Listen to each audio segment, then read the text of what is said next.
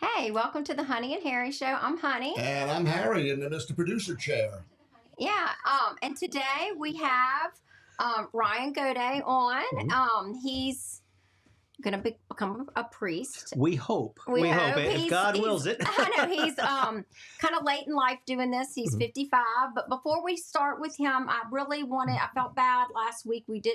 I forgot. It's my fault. Lindsay was on last week, and we were talking about cold capping, and she walked in bust breast, and she did the most amazing walk. She was the ice princess. So, Dad, can you please put that up? I will do that. Let's see. Hey, Stormy. Right chair. So yes, so she was the ice princess when she walked, when she was cancer free. The cold cap. That's why they did that, because she did all the cold capping. She got to keep her hair. If you watched the show last week, but she's just, I can't say enough good about her. She's an amazing person. Thank you, Lindsay, if you're watching. It was a great show. It was Lindsay. a great show, and I did post it other places, and so I've had so many comments about thanks for all the information. So anyways, let's get back to you. Oh. Our guest tonight. So sure. Ryan, let's see, I guess I want you to kind of tell your story, how you even came to this decision at 50. Well, how old were you when you started thinking about it? So I started thinking about this when I was, probably when I was 52 or so. 52, okay. It's been kind of a long journey process. Okay. Yeah. I guess I should start with in the beginning. Right? Yeah. Absolutely. So I was born and raised in Pierre Part, Louisiana. I was a Catholic, born and raised as a Catholic. I was confirmed, got all my sacraments, and just like a perfect little data point, that shows that we leave after confirmation. That's exactly what I did. When I was young, I wanted to be a writer. That was my thing. When I started writing plays in high school, and I got a scholarship for writing to DePaul University. I had some plays produced in New Orleans, all little theater stuff, but I thought it was hot stuff. I mean, I thought this was really going to be but that's really my cool. career. Yeah, that's very cool career. I had a lot of people encouraging me, and I was like, man, I'm just going to be a Cajun guy who becomes, a famous writer. Well, little did I know that theater is dead. Okay. And I kind of found that out after I got my degree. So I started writing movies, and I had some success with that. I worked with a writing partner, and we got a lot of encouragement, not a lot of money, but a lot of encouragement, and Hollywood has a way of keeping you on the hook. Wow. It was one of these things, man, Ryan, we love it. We love it. We want to make this movie. And, every once in a while you get a little option check or something like that. Or, I flew out to Los Angeles several times to meet everyone. Wow. But nothing ever materialized from it. So, and it's one of those things that, so I'm 35 years old, and I'm starting to think, man, what have I done? I've chased something that can't be caught, That's a hard realization. It is a hard realization, right? Mm-hmm. And I was like, I've got to sell a screenplay. Otherwise my life is just over. It's just, I failed everything, right? Mm-hmm. We live in this culture that says you can do anything you want to do, but that's not really always true. I mean, we're free to attempt anything we want to do, but sometimes things just don't work out, and that's kind of where I was. So when around the time I was 40, my dad and I started talking, and I have a lot of family and friends who work in the construction industry, and I was able to get a job at Performance, and they were very gracious about, training me. And so that's what I've been doing for the past 15 years, working at Performance Contractors as an estimator. Mm-hmm. And I could tell you what I do for my job as an estimator, but you would lose all of your audience. Everybody would fall asleep. It's just not very exciting. It's just not very exciting. Yes. I mean, for estimators, it's very exciting, but most people, it's numbers, right? Yeah, it's numbers on, yeah. So I'm working at Performance Contractors, and I'm night and day difference. I enjoyed this job a lot, but I'm beginning to sort of notice that what I've got to look forward to is paying off my house, and then retiring, and then dying. It's just I'm just in this. I'm like, this is. I'm comfortable, but not really. In a weird spot. In a weird spot. So 2020 rolls around. Speaking of weird spots, and that was the year that I had my conversion. Wow. And it was a pretty big time conversion, I would say. 2020 starts out, COVID, and let's review what happened in 2020.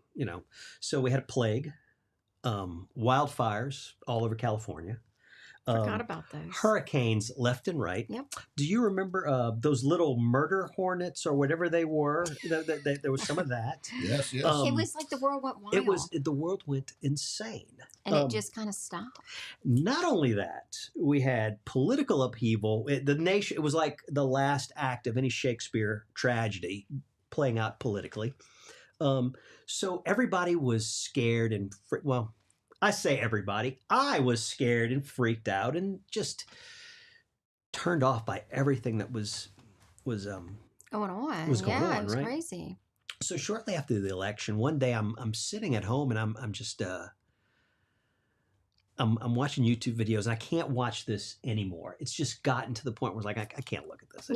So I started just surfing around. I fell down a little rabbit hole and I finally came across this video by a guy named Peter Kreeft. Now, I don't know if you or your audience know who Peter Kreeft is. Peter Kreeft. He's great. He is somebody, I didn't know who he was at the time. I've never heard of him. I had never heard of him myself. Okay. He's a philosopher. He is a philosopher of note at Boston College, right? And a Catholic apologist. I didn't know any of this, but he comes on with this video that I'm watching. And the title of the video is, Are There Any Benefits to Belief?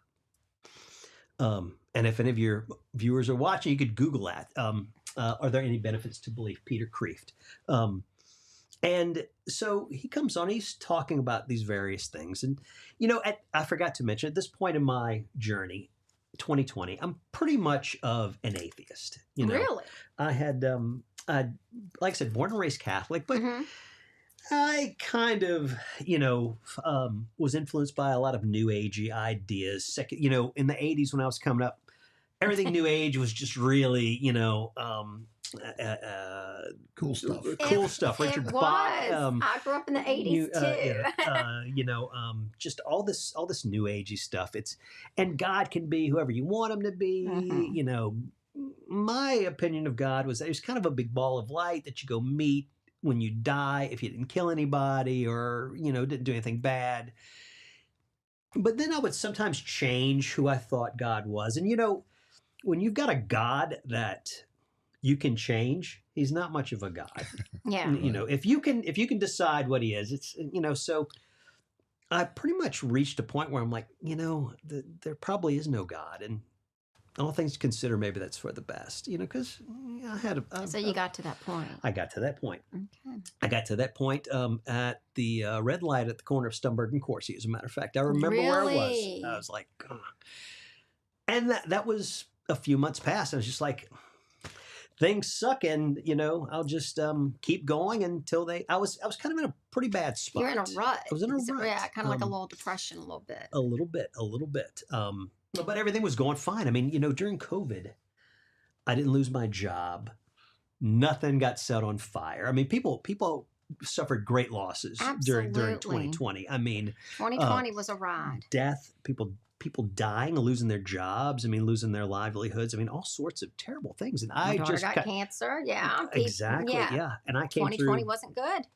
I came through unscathed, Unscathed. And at a certain point during 2020, I do remember thinking to myself that I was grateful, but I didn't really have anybody to thank, because if there's no God, who do you thank for that, right? Yeah. So anyhow, all this leading up to this video that I came across one afternoon while I'm just sitting there, and the video talks a little bit about what the benefits of belief are, and Kreeft is a philosopher, doesn't try to sway you one way or another. He just talks about whether or not it's worth believing.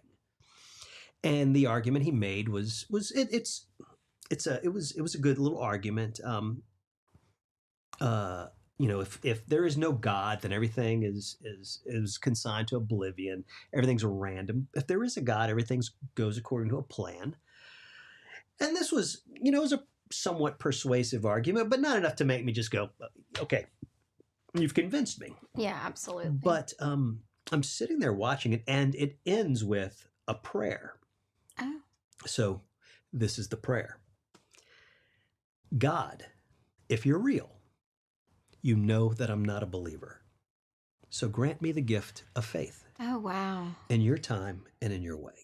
I want to believe whatever's true. And I gives me chills because that had to hit you. I got about halfway through, and look, I fell on the ground crying, bawling my eyes out. I was just like, oh my God. It was a moment where I was just 100% absolutely sure God is real. Never have to wonder again. Never have to ask again. God is real. No, done. And that was earth shaking because I'd never really, I'd always kind of been, wanted God to be real, team God. I mean, I like the idea of God, but never really wrestled or thought about the idea of what it might actually mean if he is real. And so there I was, it just bawling my eyes out, crying. I'm like, okay, God, you're real. Okay, you're real. I get. I'm going to do this. I'm going to change. I went on to a litany of promises. One of them including return to my religion, of course, but not the Catholic one because I didn't want to be Catholic at the time. Really? Yes. I was like, I thought Catholicism was a nice religion, but when I was young, I thought what a lot of other people think, which was that it was made up, all man-made traditions. And I kind of blame Catholicism for being the thing that drove me away from Christ. I've always, I guess I've never really fully gone away from Catholicism, but it just, I've always had, well, I guess what a lot of people have had, So, yeah, doubts. I had doubts. Yeah, that's very, very normal. Yeah. So, at any rate, I wanted to know God. I wanted to know everything about God. I wanted to know God. So I started to read, started to research, and I was very influenced by a commentary I read on the book of Exodus. Okay. You're familiar with the book of Exodus, or maybe your viewers are. It's the Charlton Heston book of the Bible, right? It's Commandments. The 10 Commandments, right? It's God delivering his people out of Egypt, and as Mr. Producer said, the 10 Commandments. Well, you watched that show? Yeah, Moses and the 10 Commandments. I had a very cartoon understanding of what that book was about. Most of us. So I start to read this commentary, and it was a very good commentary. It was by a Jewish author, Dennis Prager, as a matter of fact. And in this commentary, he goes into a lot of some specifics about the 10 plagues of Egypt. Now, when we think about the 10 plagues of Egypt, it's like, hail and frogs and blah, blah, blah, just one thing after another. And you don't really think about it. You don't really think about it, right? No, it's just, man, it was just terrible, terrible, terrible. You just think it was a terrible time back then. And Pharaoh let him go. Yeah. So actually, what I did not realize, and I probably can't quote as well as I'd want to right now, but what I did not realize is how specific and how intentional each one of those plagues was. Like, for example, the river turns to blood. That's the first plague, right? This is essentially God telling Pharaoh, who threw all those Hebrew children into the river, I know what you did. The second plague is, I want to say, frogs. And which, when you go from blood to frogs, that doesn't seem like an escalation. But the frogs were coming into the Egyptians' houses. And so then it's like, now I can get into your house. And the next plague was, I want to say, lice. It's now I can get on you. So each plague, while it doesn't seem to escalate, it really does, right? And each one of these plagues is aimed at an Egyptian god. You know, Wow. like the frog was the It's goddess sad. I of don't know fertility. it And all. you know, I don't. so That's so this was sad. all really fascinating to me, Yeah, and yeah. and I really started to fall in love with God, reading this. The world seemed out of control, Yes. but I was reading about a God who was perfectly in control. Yes. You know, so it was very it made a big impression on me. But anyway, I did eventually come back to Catholicism, and it was, you and I talked about this a little earlier, as a matter of fact. What brought me back was the Rosary. Love the Rosary. Love the Rosary. It's the best gift we could have ever got. Absolutely, absolutely. It's so simple, It's right? so simple, and it's just so. Just feels so good when you're done. Yeah, yeah. So I guess the way that this started was, I came across a video by Father Don Calloway. Okay. I don't know if you know Father Don, No, but I he's another really you know, we've got so many celebrity priests now. We got Father Mike Schmitz, Father Don Calloway, for example, Chris Alar, our own Father Josh Johnson here in Baton Rouge. You know, so many priests are just out there, just speaking. And I'm doing the Halo app right now, the Yeah, Bible in the year. Mhm. I'm doing that. My friends this past weekend told me to do that, so I'm on the that's the That's a second. great app. And I'm doing the app now. Yeah, and that's, as a matter of fact, so I saw Father Don's talk, and I was like, man, this is really. It just really got me. Like, I never knew any of this about the Rosary. I never knew the history of the Rosary, how it came about. I mean, a lot of us don't. A lot of us don't, right? Yeah. And I just started to crave it. I started to want to hold it in my hands. It's very strange. You know, people who say that they don't understand how the Blessed Mother can bring you to her Son, you just haven't experienced it if that's how they feel. And I've experienced that, so I can tell you, you're right. You're right when you say that. It's yeah, she's got all kinds of ways, right? You know, and the Rosary is one of them. Okay, and I had trouble saying it at first. It's like, oh God, I did the same thing. Yeah, it's so hard. You've got these 50 Hail Marys. Are you kidding me? All 50? I gotta say all of these in a row. You know. And so, isn't that crazy? Yeah, I know. You know, now it's nothing. I'm a person. So now I've the Rosary is my favorite devotion, and if I don't say it, I feel like I haven't brushed. It's like I haven't brushed my teeth, or you're taking a shower. It has to happen every day. You got to do it, or something's missing. But at first, I was like, why am I craving this? It's a struggle. So, you mentioned the Halo app. I didn't use the Halo app, but I used another a little video. Around the time I started getting interested in the Rosary, I was like, okay, maybe Catholicism is where I'm being. Maybe my parents were right the first time, you know, the parents when they baptized. Are always right. I know. Unfortunately, the parents are right. Maybe God knew what He was doing when He dropped me in a Catholic family, and I was wrong. You know. So it's true. Yeah, so I started to get involved. I started to crave the Rosary. I just carried it around with me and held it a lot. Yeah. And all things Catholic. So I started to watch Formed, which is there's so many Catholic resources now. Formed is one of them, right? That we have is from the Augustine Institute, and there's so many good shows in there. And there's a Rosary meditation, so I started to listen to that. I found the Divine Mercy Chaplet, which is... Oh, really? Yeah, the Divine Mercy Chaplet is kind of like saying the Rosary. It's a lot easier. It's faster, right? Yeah. So at first I started saying that, and I started saying it with a show. So there's a little 7-minute Divine Mercy Chaplet program on the Augustine Institute, and I was like, well, this is only going to take 7 minutes. I'm just going to, you know. And then I'm watching, I'm moving my hands over the beads. I'm like, kind of feel bad I'm not actually saying anything. I'm just, you know. So I just gradually, as time went on, just more and more. Now it doesn't seem, it takes 15 minutes, and it's a very pleasant 15 minutes because you can just kind of relax. See, and the one I do is Kitty Cleveland's, and it's more, the Rosary's actually maybe 15, 30 minutes, but we do other things. So that's another you want to pray the rosary, we're giving everybody ideas of. Yeah. Everybody needs to be praying the rosary every day. Everybody needs to be praying the rosary every day. They do. It's powerful. It has an effect. Powerful. We know our prayers are taken to heaven, but it has an effect on you. It changes you. It does. It certainly has changed me. It's Well, obviously it has changed. Well, it did. It did. It has.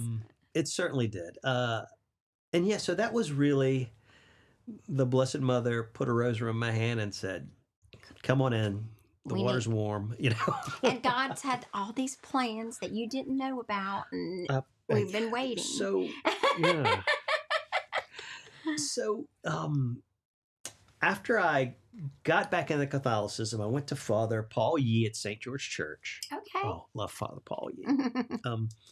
And made an appointment for a confession because I knew that's what you do when you come back to Catholicism, right? That's what you do when you finally come back to the Catholic Church. Is you make an appointment to go to confession. And it wasn't bad at all. It was the easiest thing in the world. I just went in there and I just, Father Mark Beard, you remember? Yes. Father Mark Beard used to say about confession, just go in and throw up. Yes. And that's, I know. I love him because of that. And that's kind of what I did. You need to do. Just go in there. Walked in. I said, Father Paul, blah. Yeah. And I had, I had a list. We all do. I was a single man for a long time. I'm not gonna say I got into a lot of trouble. I'm not the worst sinner to ever. I tried to be, but no. No. But like we all think our sins are the worst. We all think our sins are the worst, and they're not. They're and really that's not. the thing. You just. So everybody has I have a list every time. I'm a repeat offender. Well, that's. Thank you. I can't get it straight. I think we all kind of fall into that category. I try so hard. Yeah. Nobody kills anybody, but it's those pride, gluttony, and all those little things. Stupid little things. It's the stupid little things. It's the stupid things. But luckily we have the bar is here. We're never going to reach it, so we just keep trying. Just keep trying. So and I came back to Catholic Church, and I was like, I'm Catholic again. All of a sudden, how'd this happen? It was strange, and I had a feeling that something like this, something just so remarkable that happened to me.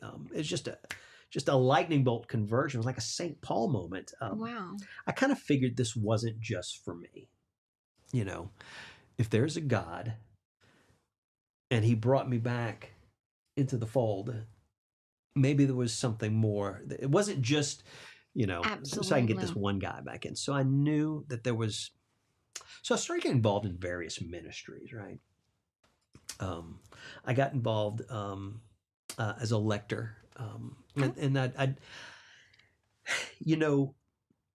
for anybody who's been gone from the Catholic Church for a while, I don't know if they experience the same thing, but when I would go to a wedding or a funeral, it was like coming home for a moment. It's like, I remember this.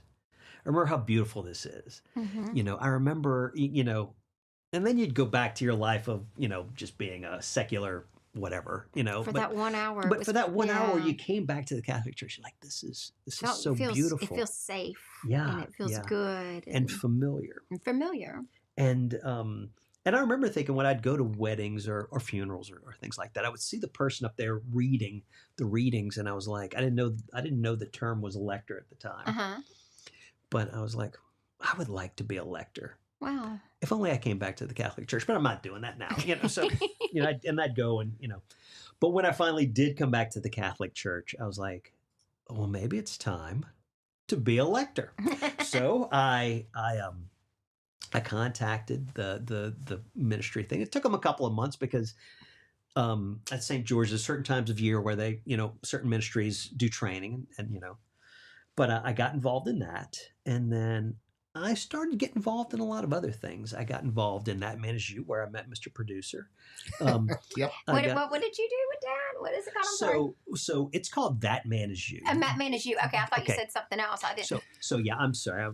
Maybe I'm speaking a little too fast. No, you're not. So that Man Is You is a ministry that a lot of churches are doing. St. George has a That Man Is You ministry, and essentially you'll watch a video, and you'll break out into small groups and kind of discuss it, and it's these ministries of friendship and fellowship and community are important because Catholicism really isn't what happens at Mass. I mean, Mass is about the celebration of the Eucharist, and that's important. It's the source and summit. But, what happens outside of church is pretty important too. You need those supportive people. We need those. We need to, yeah.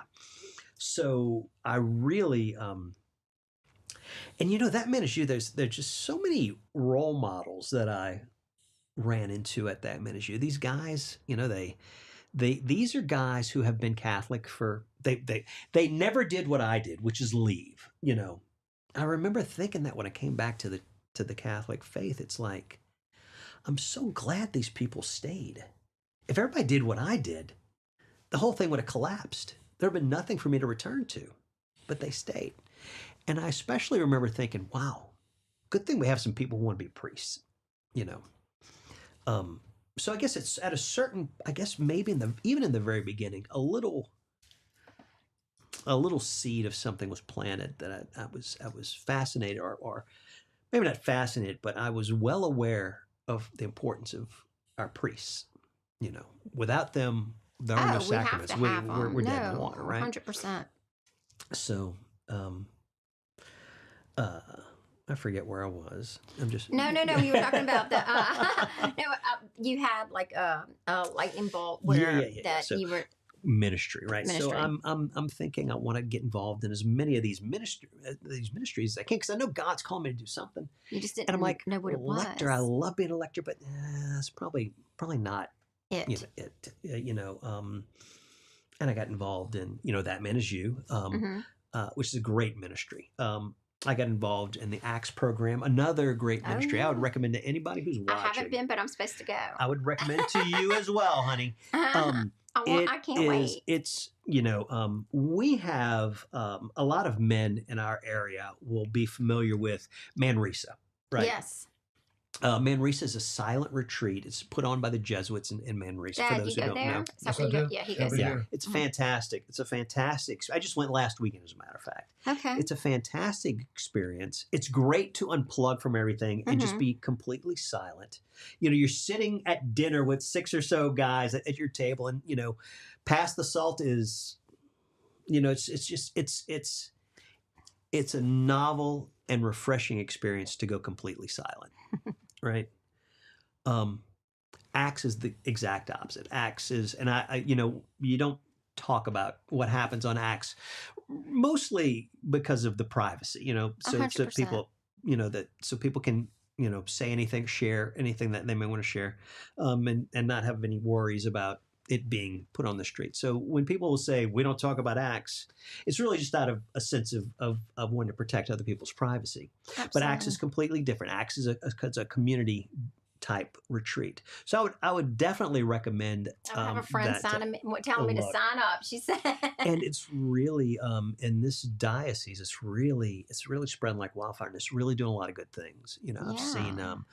I've seen. Now, when I went through the Acts program, I was kind of on fire because of my conversion already. Yeah. But you make so many friends, and I was just it was cool to see so many guys just lit up. I mean, it's like cardiac paddles for the Holy Spirit. I mean, they just get hit with the cardiac paddles. I can't wait. Honey, you will love it. I know. Guaranteed. But I got involved in that ministry. I got involved in the choir. The choir, as a matter of fact. You did the choir. That is so you also were really trying everything. Well, so let me tell you how I got involved in the choir. I'm like, Joe Smaldino, who was our choir director. We love Joe. He's going on to, I want to say, Milwaukee. Is that right? That's correct. Producer. Oh yeah, he brought Mom Communion. Is that right, Dad? Yeah. Okay. He was awesome. Now our new choir director Richard Owen is just awesome as well, right? But we miss Joe. Joe was great. Now I remember Joe put out the word so many times. We are looking for more male voices in the choir. And I kept hearing this, right? Yeah. And as someone who loves the sound of his own voice, I was thinking to myself, maybe I can sing, right? And I can't, but I can't either. I thought it was worth trying, right? Yeah. But the thing of it Good is, for you for trying. the thing of it is, I was like, surely God, you didn't take me through this conversion so I could join the choir, but maybe I should give it a shot, okay? You're just trying to figure it out. I never saw myself as a choir boy, but I gave it a shot. So anyhow, to make a long story short, I think everybody within the sound of my voice should try the choir at least once. Really? It's absolutely amazing. Even if you're a horrible singer. It doesn't matter. Okay? It doesn't matter. It's not, the thing about the choir is it's not about any individual singer. It's about the multitude of voices, right? Yeah. So you're sitting there, and so I'm in the back, and I'm like, they told me you're, is it a bass? Yeah, they told me I was a bass, right? Oh God! So I'm singing like this. I'm doing my impersonation of Bugs Bunny and the Barber of Seville. Barbara Seville, yes. I'm doing the lowest voice that I can. Singing in the back. The man voice. Yeah. Okay. So they told me I'm a bass. I'm like, okay, I'm a bass. But you're there with all these other guys who are, I think, doing the same thing essentially. And then you've got another row of people who are, and then you've got, and all the ladies, they're the ones who actually make the choir, right? I mean, they've just got these angelic voices. We're just kind of the background. We're just kind of giving them a little something to, the rumble in the background. Rumble in the background, just a little something to add texture to it. But then you're like singing the song, and all of a sudden the amen comes up, and it's like, ah, and you have to experience it. You have to experience it. You're just among all these voices singing amen, or some just like a lot of times I just sit in there choir like, this sucks. I don't want to be here. But oh my God, and you're just suddenly lifted up. Wow. It's just an amazing experience. I would recommend it to anyone. The choir's awesome.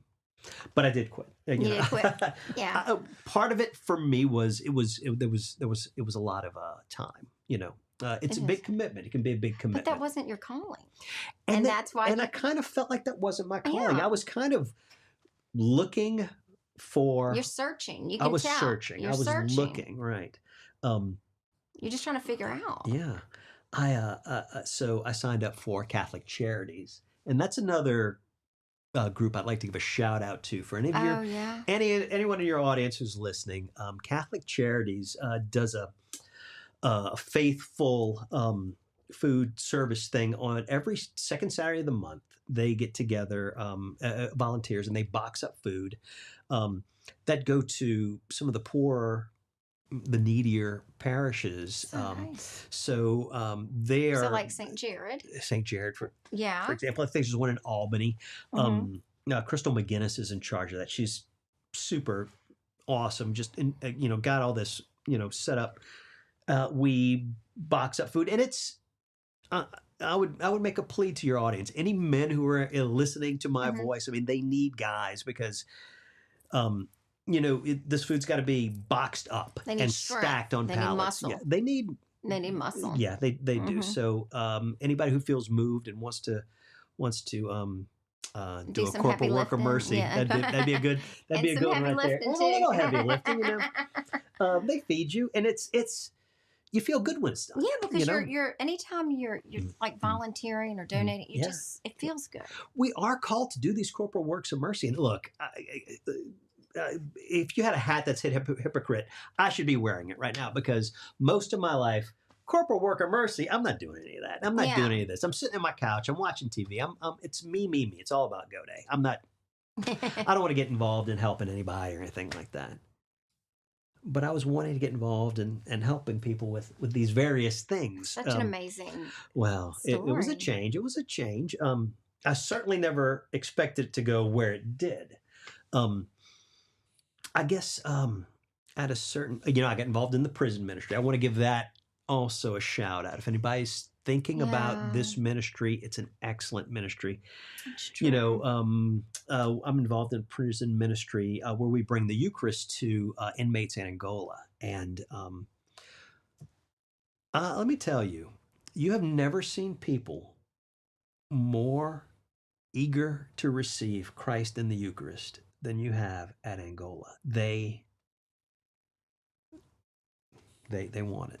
And you know what? They deserve it. Yeah. They And do. this is Because where God loves them. Yeah. I mean, this is when we talk about forgiveness, this is where the rubber hits the road. Mhm. I mean, and we are called to forgive and you know, Absolutely. understandably, some of them have done very terrible things, but they're all entitled to God's mercy. Everyone is. Everyone is, you know. So that's an excellent ministry that I would involve anybody who's, you know, I would advise anyone, if all you're doing is going to church on Sundays, you're Mhm. kind of missing out. You're kind of missing out on the Catholic experience. Getting involved in ministry really helps you to, you know, you want to make friends. You want to do something that you feel is important. These things, you start to grow spiritually, you know. And I think that's what was happening with me. So I was involved. It's feeding your soul. It was feeding my soul, right? I was Yes. starting to, you know. Plus, you know, once I had my conversion, I'd cut out Netflix and everything. I didn't have anything else to do. I didn't have anything else to do, so I had to be involved in something, right? So around this time, I'm going to say, yeah, beginning of 2023, I started working with a spiritual director. Oh, wow. And at Mary Tozan, she's just incredible spiritual director. She kind of helped me with the Ignatian spiritual exercises, which you know, that's a whole episode right there. But essentially, it's trying to discern the spirits, because you know, we always hear that there are three voices in your head, right? One's God, one's the enemy, Yeah. and one's your own voice. And a lot of times, you don't know who's talking to you. You shouldn't do that. Could be any one of the three, you know. So, you know, there's a lot of instruction that you receive, and there's... So glad you said that. Yes. Tell me. No, I'm so glad you said that Mhm. there's three voices. Yeah. Because it makes all the sense in the world when you say it. Yeah. And these are, you know, so much of Catholicism, there's so much wisdom, you know, when I think about it. So many people have died to bring us this faith. Absolutely. And when I was 18 years old, I just walked away. Yeah, a lot. You know, I mean, just walked out the door. I didn't know what I was turning my back on, you know. But anyway, back to spiritual direction with Mary. She helped me to get to kind of start to understand and start to hear, you know, start to really listen, because I'd been striking out in all directions, you know. And as I began to notice that this urge or this interest in the priesthood was pretty persistent. wow. Right? You know, and you hear often, we're in church, you know, we hear these prayers for vocations. We are starting to see mission priests, and you know, I love Father Bob, our mission priest at St. George. He's from the Philippines. But I remember thinking, we don't have enough people here who want to be priests. That other people have to come and help us, because we don't, you know. So that's kind of effect. It's like, you know, a lot of things start to tug on me. But I figured I was too old. I started doing a little research on the internet, and it seemed that 45 was kind of the cutoff point. Really? You know, 55. Like, they're not gonna. They don't have anything to do with me. So I just kind of left it alone, but it kept coming up. And finally, one day, I'm in church, and I'm on the front row, and we're praying the Nicene Creed, and I'm just praying as hard as I can. I'm like, God, if you'll maybe be a priest, send me a sign, make it obvious. All of a sudden, Mass stops. There's a long pause. Nothing is happening. I'm like, and then I remember, I'm the second lector. I'm supposed to be up there reading the prayers of the faithful. So I run up. Now that's happening. I run up. Whenever you're in church, if you're serving in Mass, if nothing is happening, it's probably your cue. It's probably you. It's the worst. I run up to the ambo and I read the prayers of the faithful, and I'm like, well, so that's my sign. And you can take it one of two ways. You can take it as God is essentially saying, why are you crying out to me? The whole church is waiting on you. Or the other way you could take it is, if you're so interested in this that you forgot your place, maybe it's time to do something about it. 100%. So I mentioned it to Father Yee after church, and he told me I need to contact Father Josh. And so I sent Father Josh an email, and as soon as I sent, I was like, "What are you doing? What have I done? Priest, right? What are you talking about?" No. That's not what you want to do. I mean, that's crazy talk. I mean, go meet with him and talk him out of it, or let him talk you out of it, and just get this over with. So I'm all week. I'm just like, I'm anxious. Like, okay, well. So I go to meet with Father Josh, and I'm thinking he's going to say, well, a man of your advanced age, we'd like you to be an usher or, donate financially to the church. I mean, you're in a good position to do that. Run the bingo. Run the bingo. Run the bingo if you really want to do something outside the box. That's hilarious. But that's not what Father Josh said. Father Josh, I distinctly remember him saying, he said, wow, man, I love your personality. If it was up to me, I'd send you right now. And I'm like, whoa, Father, whoa, we're just talking here. That's what I'm thinking. But I'm like, okay. So after we talk, so he said, we're going to give you we're going to set up an appointment with the bishop, and we'll see what he says. So Father Josh walks me to the Adoration Chapel, and I knelt down in front of the Eucharist, and I thought, really? Is it really possible that you would want me to be a priest? Is that okay? It was all I could think about after that. Really? So I met with the bishop, and like I said, I figured, okay, well, Father Josh is the encourager. The bishop is going to be realistic. This is going to be the elimination round. This is where he says, Mr. Gaudet, a man of your advanced age, we would rather you be an usher or, but no, he's the bishop. We have a great bishop. We have he's, you hear him speak. I heard him speak to the confirmation class, and he just told a story about how when he was younger, he wanted to be a garbage man. You have to, he's so down to earth. He's just a great guy. And that's so good. He's really that. down to earth. And we were talking, and he was writing things down. I'm like, well, why is he writing this stuff down?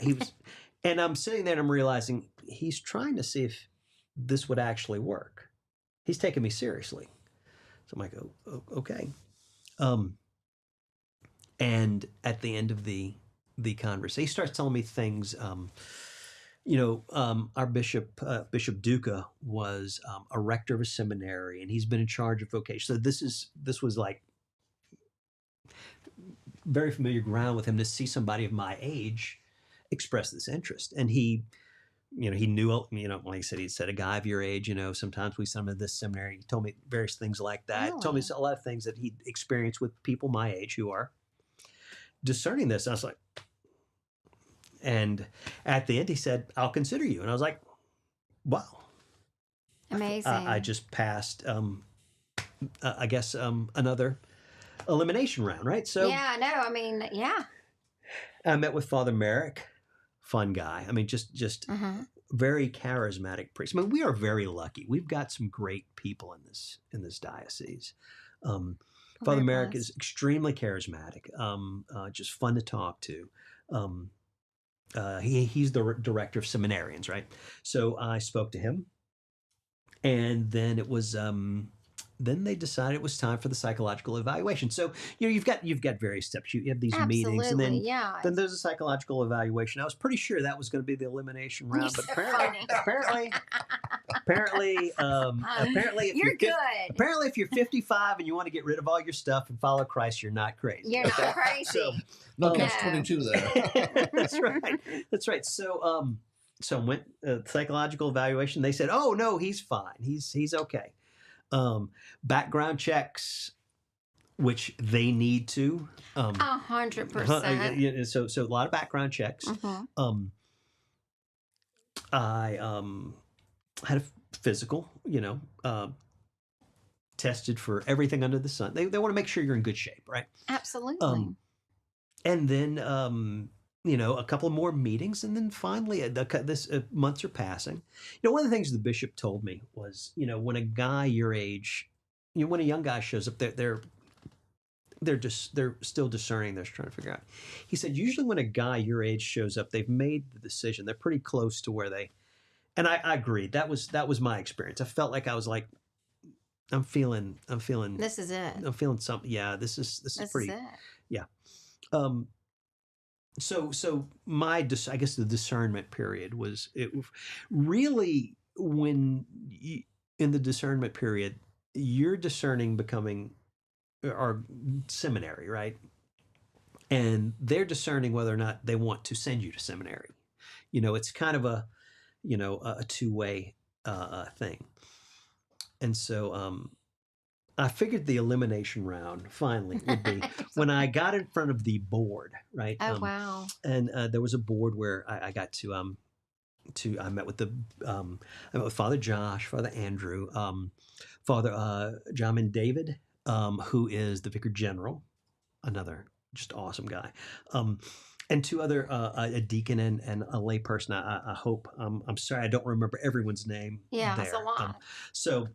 But what I do remember was sitting there going, "Oh my God!" So it's these 5 people, and Father Andrew kind of prepared me for this. He said, "Look, they're going to grill you, and it's just going to be." And he said, "Nah, not really." I mean, that's the thing is that to anybody who's thinking that maybe they might want to do this, they're on your side. Well, yeah, because we need good priests. We need good priests, and if you're honest, and because you kind of have to dig a little deep. No, I mean, yeah. Absolutely, it's not just a whim. Right. No, but so yeah, they and then I got a letter saying, "You're in." No way. I didn't say you're in, but it was a long letter. No, like I know.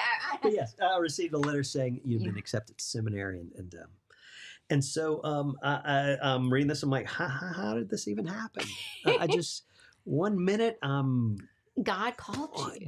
God called me. He called you, and it's amazing. Yeah, there's another piece of this story that gave me chills when I heard it, but I have to share it with you. No, please. So, I met with Father Al Davidson during this process, right? And he's the pastor at Pierre Part, at St. Joseph the Worker in Pierre Part. And that's where you're from, That's right? where I'm from. And he told me a little story. He said, the people of Pierre Part have been praying for a priest to come from this diocese, from this parish, for 150 years. And I thought about how my conversion happened. I was just sitting there, and then so crazy. It's so crazy. Now they've had seminarians who've gone. They haven't finished. Oh, wow. But yeah, by the grace of God, if I can, because the priesthood, it's a constant discernment. Every year it's been described to me, and I know nothing about it. I'm just at got accepted. Absolutely. It's been described to me as God will take you.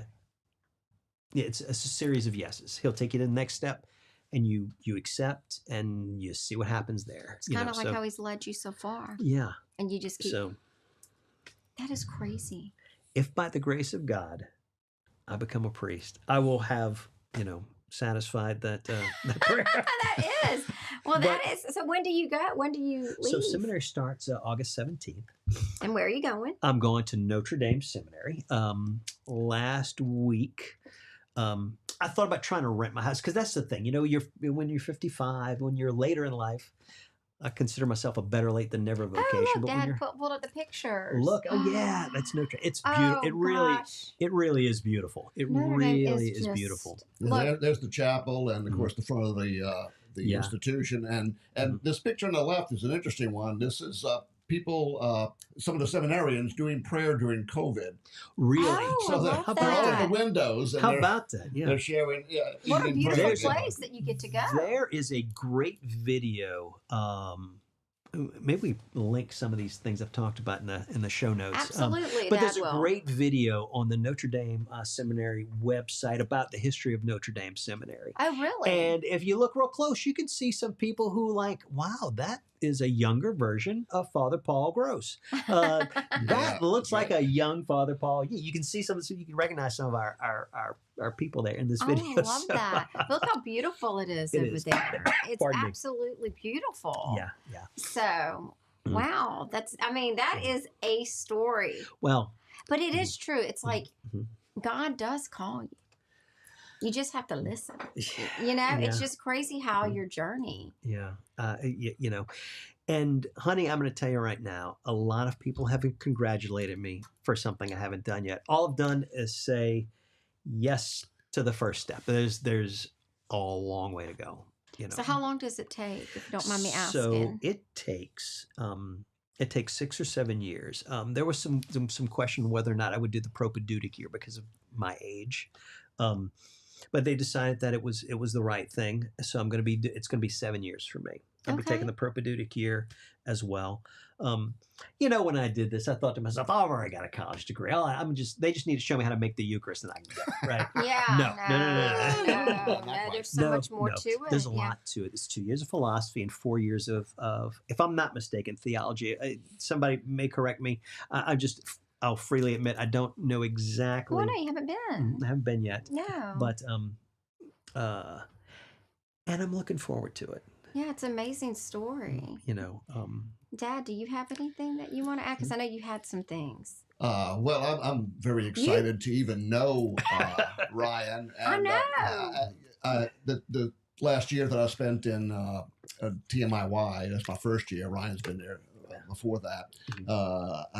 I didn't know his story. A lot of the guys in the group knew it, but I didn't know it. And I was just listening to him share with the rest of the men, and I knew there was something different in that gentleman called Ryan, and he was being driven by the Spirit for sure, So absolutely, So I can feel it too. Well, this is an example of the kind of thing where I'm being congratulated for something I haven't done. Yeah, I appreciate that. It's hard for me to, Well, I would just say thank you. I would just say thank you. Right. That's thank right. you and shut up. That's what you do. That's what you do. I always say, I know. Right. I do have a question. Sure. I didn't pass it in front of you, so I don't want to no, absolutely. build too many expectations or anything. But some would say that we're kind of a church in crisis right now. Yeah. And of course, it's not that the church hasn't been in a crisis before, Right. For a couple of thousand years off and on. But has that thought crept into your mind and given you pause or anything in your discernment process so far? So, not really. Although I do agree that some would say that we're a church in crisis, and I kind of, it's hard to argue that. But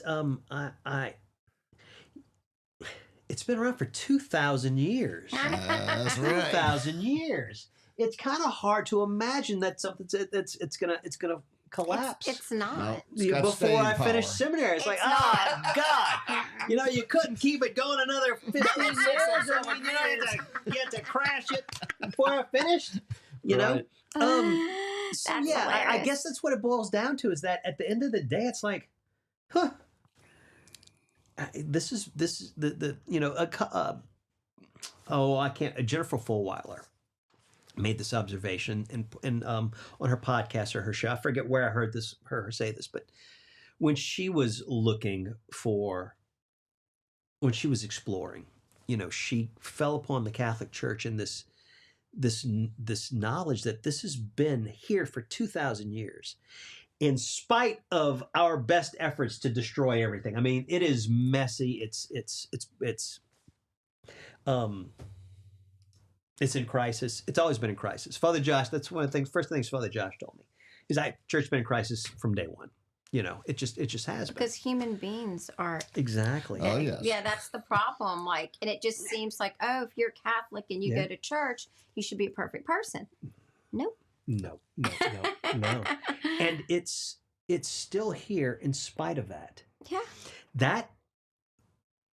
That is beyond what men can do. That is beyond what human beings are capable of. Yeah, that's not. We Yeah. can't keep something going 2,000 years with this kind of strife and struggle if it wasn't divinely inspired. It's here because it's Christ's church. So I imagine it'll still be here when I graduate from seminary. Absolutely. Well, I don't know why you're saying that, Dad. But no, I fully 100%. There are times when I think to I don't feel like it is because every time I go to church, it's packed. we have People don't have a place to sit. We're lucky in this part of the world. We have a very, I hear in Ireland now is where I'm talking about things I don't know what I'm talking about. But I've heard that in Ireland, it's just Catholicism has fallen off a cliff. In Europe, in a lot of places, Really? just Catholicism has fallen off a cliff. So we're kind of lucky that we have such a good Catholic presence here. We do. And We live in some of the best times to be a Catholic and a Christian because there's so much work to do. Oh yeah. Well, and and you have so many resources. available. Absolutely. Yeah, there is. And even I even think our daily mass is pretty packed for, not that it's packed. There's places to sit, but I feel like there's a lot of people in daily mass. So, honey, where do you go for daily mass? St. John's the Evangelist. St. John the Evangelist in Prairieville. Yes. Yes. Okay. Yeah, and I don't go every day. Don't think I try, but I don't go every day. No, but I went there one Friday morning when I was doing a workshop with the other seminarians, and I looked around. I was like, it's pretty packed for an 8 p.m. Don't you an think? 8 a.m. mass. It's 8:30. Pretty It's packed. pretty packed. Pretty packed for a morning mass. We have a good St. George is just, it's full to the brim. I'm not going to say it's full to the brim, but it's like St. George is packed in a way that if this was a smaller church, it'd be, not everybody would fit in the chapel. No, they wouldn't. It's, I would say, well over 100 people. But for our little community out there, I feel like there's a lot of people. It is a lot of people. It is a lot of people. And we have a good crowd that shows up at Ollie Steele Burden Chapel. Oh, yeah. They go to Ollie Steele. Yeah, they do. So, what's happening is what I want to say, was it Pope? You may know this, Harry. Was it Pope Benedict who said this maybe? That the church is likely to get smaller. Yes, he said that. But more devout, more intense, I'm seeing a lot of people on fire. I'm seeing, I don't know, surely there are fewer people, but they seem to be devout. They seem to be taking their faith seriously. Our world's in crisis. We need prayer. It is in crisis, right? That's spiritual warfare going on right now. I think we need to pray. I think you're right. And say the rosary, people. Say the rosary. Absolutely. Like the Catholic nuns at Catholic school, and I'd be like, what? Really, and now I'm saying it. Say the rosary. Say the rosary for world peace, but also peace, for your own peace. Absolutely. It will bring you. It really will. It really absolutely will. It will bring you peace. Yeah, it will. It brought me peace when I need. And I still slip every here and now and again, get angry and. Yeah, well, you and I were talking before we came on the air here, and we talked about how you can't say the rosary and be mad at the same time. You can't. It just whatever you're upset about. You can start off a little upset, but then you're like, okay. But it just makes you breathe. It forces you to slow down. It's like. You need to slow down. By the time it's over, you're like, and if you can stop that anger, if you can stop those emotions for a second and just take a break from them, And then you can realize how many things you have to be thankful for. Exactly. Because you can get caught up in that negative, poor me, about me, absolutely. right? Me thing. Yeah. And then you start praying and it's like, okay. Yeah. It could be, we're so blessed in so many ways. Just like Grandma said, pray the rosary. They were right the whole time. They were right the whole time. I used to think they were crazy. I'm that old lady. Remember, Ma Toops would make all the rosaries and give them to me, and I would never pray them. That's the sad thing. And I got a million of all her rosaries, and now I'll pray the rosaries, and I use all her old ones because they're more special because she made them. Absolutely. And then all the extra ones, I hang them on my windows to protect the house from like storms, because they're supposed to like protect you from storms. So all of Ma Toops' rosaries are all the things. And when I moved Peanut in, I was like hanging rosary on her. And her friends were like, "Gosh, I didn't know y'all were like so religious." Have you? This is not my original thought, but it's from a retreat I heard something like that. And the question is, is there enough evidence to convict you of being Catholic if it was a crime? Could somebody walk in your house and see beyond a shadow of a doubt, oh, they're guilty, if being Catholic was a crime? Hang them up. Yeah. So it sounds like they throw you in the slammer. Oh yeah, and look at it, and my kids don't have a choice. I'm like hanging up the crawl. I'm doing it all. I'm just doing it because, and I think it's you have to. It is. We live in an area of the world where we have a lot of cultural Catholics. Catholics are part of the culture, but there's so many resources now where you can really begin to understand what it's about. I mean, and to me, that's where it really got me. It's like when you start to understand what Catholicism is truly about, when you start to see the amount of evidence there is, not only for God, for the resurrection, for the case for Catholicism itself. When you start to look at all this evidence, you realize, okay, Yeah. You were right. Y'all were right. Y'all were right the first time. That's right. Well, Dad, do you have anything else you want to add? Well, I know you're going to go into a cocoon and we're not going to see you too I often. know. Right. But we do want to follow your journey. And I know we'll see pictures of you show up because the seminary is good about showing the new seminarians and so forth. But I hope so, because this is part of the podcast where they say follow me on Facebook and blah. I don't have any of that stuff.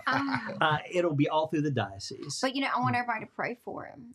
Absolutely, we need to pray for him, and you'll be in my daily prayers. That is overwhelming. The amount of prayers and people who tell me they're praying for me, it is overwhelming. It is you just can't. It's like winning the lottery. It is like winning the lottery. It is. Yeah. I tell people that. They're like, when my daughter got sick, they're like, what can you do? I said, you can pray, but you don't say it. Yeah. Do it. Yeah. Because Sister said that if you don't do it, it's a sin. And so he's saying, do it. Just do it. Do it. Don't say I'm going to pray for you, and then don't. And then don't. And that's why, like when I pray the rosary, lots of times I'll say, and for all the people I forgot. Because I do forget sometimes. So I always add that in because I'm such a forgetful girl. I will write. I keep a book and all the prayers in my book. And you review it every once in a while. Part of it you want to remember the people. You do want to remember all those because you do. There's so many people to pray for, and that's why I say that sometimes when I'm saying my rosary for all the people that I've said I was going to pray for, but I forgot. Yeah. So I got it covered. Yeah. Well, thank you so much for being on. Thank you. I really do appreciate it. Fun. And I'm so glad I got to meet you. Absolutely. It's fun. Love you to death. Oh, wow. Same here. And like I said, I guess my parting words on the show would be, I never expected your father to have a YouTube channel. Because he's so social. Yeah. He's such the butterfly. Mr. Producer's weird like that. Yeah. Honey, thank you very much. No, thank you. So, honey, what are we doing next week? Is it you and me? It might be. I have a few things in the works. So okay, I'm waiting we may to see. Have a guest. I've been kind of lazy lately. That's okay, not a problem. And we'll be back here regardless whether we have a guest or not. You might have to endure just the two of us, but that's a whole lot of fun too. So yes. Especially if Honey's here. So y'all take care. We'll see you next week. I want to say hello to Cajun Pilot, Mike, Stormy, Allison, Margaret, Patrick, who all chimed in on either Facebook or YouTube. Thanks for being part of that crowd. We love you guys, and we'll see you next week. Bye now. Bye.